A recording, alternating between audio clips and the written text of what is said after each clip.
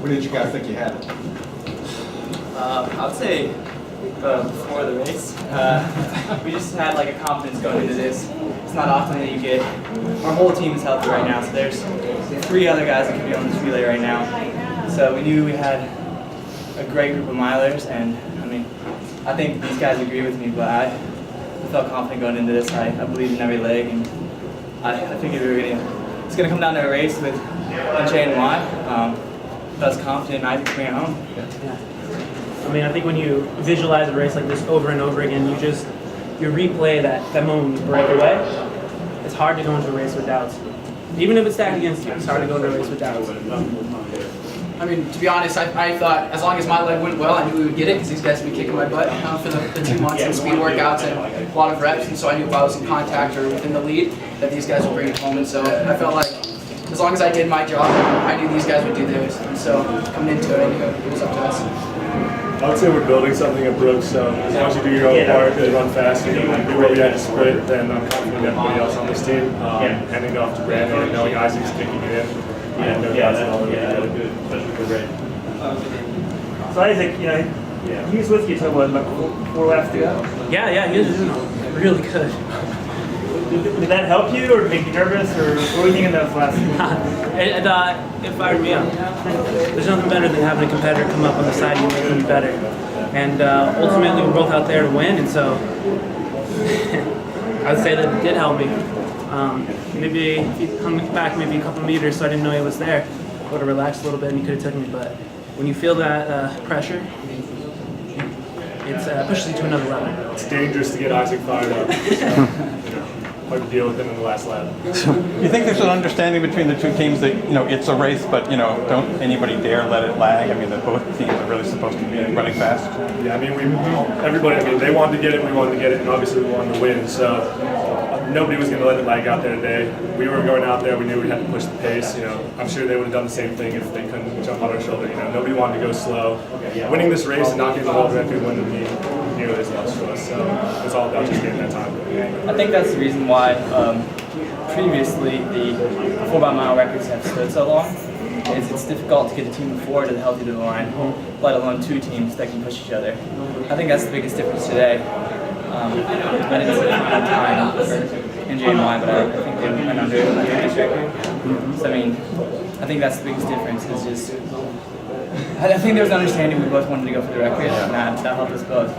Well, did you think you had like 2 different missions? Like one was to win and one was to get the record. Was there ever any kind of concern, especially when the race was close early, were you ever like holding back a little to make sure that you would have something left to like outkick him? Or?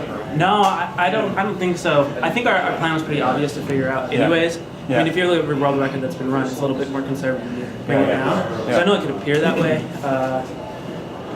Sorry, I'm forgetting the last half of your question. Could you repeat that? Well, I mean, just at what point, if you might have actually been holding back to make sure you'd have something to beat him with, rather right, yeah. So, I think because of the way that when you're trying to negative split, you kind of naturally hold back a little bit. Yeah. But I don't think it was specifically because these guys were in the race. Yeah. I mean, ultimately, you come out here to win. Yeah. And in a race like this, if you win, you're going to get the record. And Danny gave us a really good mindset going into it. He said, I want every single one of your legs to go out with 2 flat and you kick it. And all of us are kickers. I mean, Brandon ran sub 220 2 weeks ago in the K. All 3 of us ran 7:55, closing in 2:30 or less for the final K of the 3K. So Danny said, you guys are all in that closing speed fitness right now. We're all gearing up for July, and Danny's focus is that. So this is really good tune-up for the second half of the indoor season.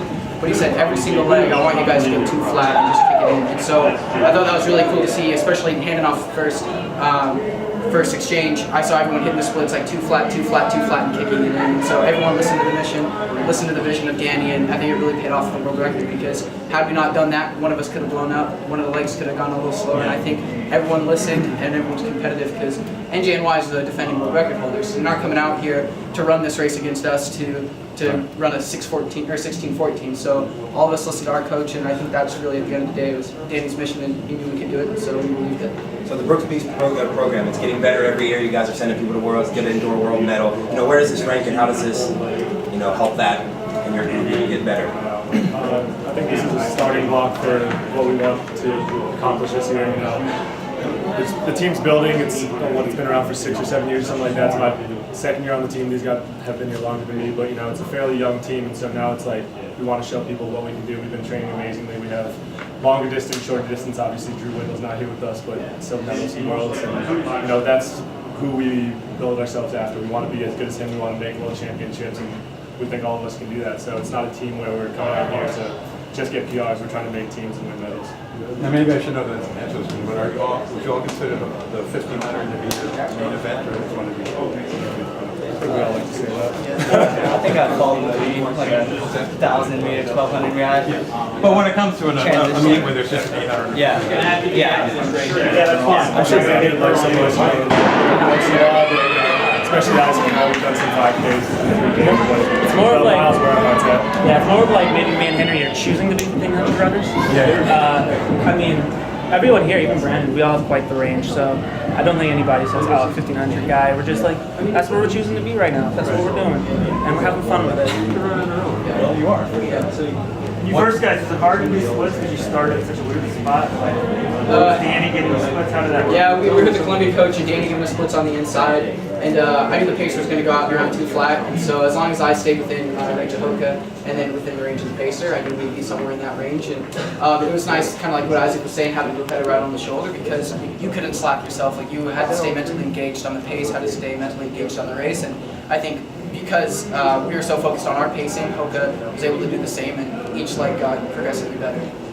So would Danny give you like 800 splits? Like, Yeah, pretty much second, every third leg, 200. yeah. He just said on or off or speed up or yeah. Isaac, you seem pretty fired up at the end there. Yeah, I was. Were you almost angry? I mean, what was your reaction? I love having the stick in my hand because honestly, the stick to me represents every single one of these guys. It represents, I've seen the bad workouts, I've seen the bad races, I've seen the good stuff. And so when you come out those things on your shoulders and then you get something in your hand that symbolizes that, and then you have somebody trying to take that from you or your teammates, you know, that and beat you, it's like, it fires me up. It's like almost like someone's attacking my family. And so these guys are like my best friends, they're like family. And so, yeah, I'm really fired up, almost angry sometimes that somebody would dare try and win. But you were actually trying to take something away from them. Oh yeah. Hey, it's tribal warfare, what can I say? No, I'm joking. So which of you guys decided that, hey, this is something we can do, let's do it? Who takes credit for that? The guy not Yeah, he's been pumping us up for a while. You know, we've all been working out well, we've been training well, we've had some good opening races, and he's told us it's been a vision since October when we first met for our first practice. You know, we're going to go for the 4x-mile world record, and back then when we're just coming off of seasons of long summer seasons, we're all tired. We're like, all right, let's do it. And now to actually do it, it's been months. And did you really think you could do it? Oh yeah, 100%. I mean, As soon as you said it, you said, we can do it, guys, right? no question. Okay. I mean, nobody on this team doubts anything Danny says, and nobody doubts each other. So if he says we're going to do it, we're going to come out and do it. What's next for you guys, Kidder? A lot of different races coming up. Yeah. Some UW ones. UW miles probably. I think most of us are running Husky in 2 weeks at UW. We're trying to travel less this indoor season. So there's like some other meets on the schedule potentially, like JDL, but I think we're basically all staying in Seattle. Just very short indoor One season. more race before USA.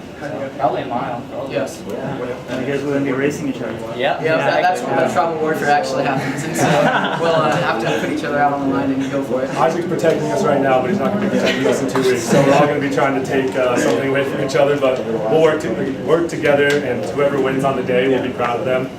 If we all PR, we'll be very happy. So it's not about I mean, you guys seem to who wins, it's about the whole team in general. You seem to have a good dynamic. Is it?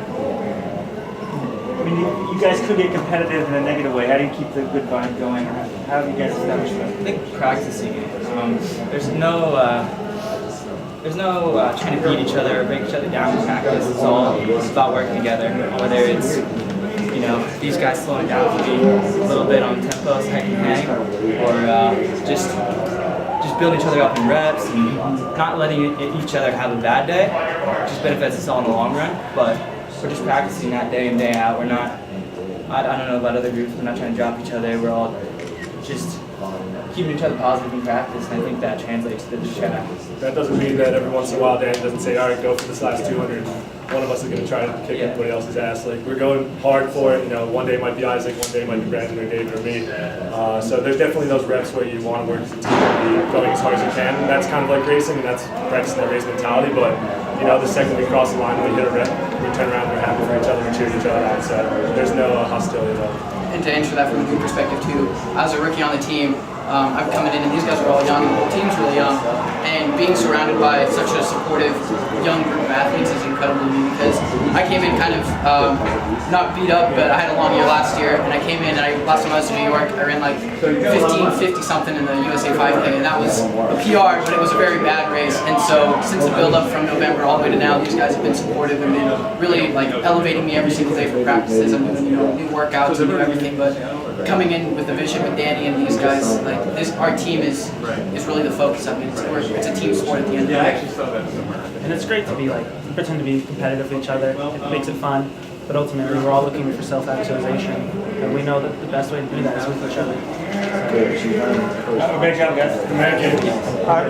In the race itself, so after the first leg, you guys let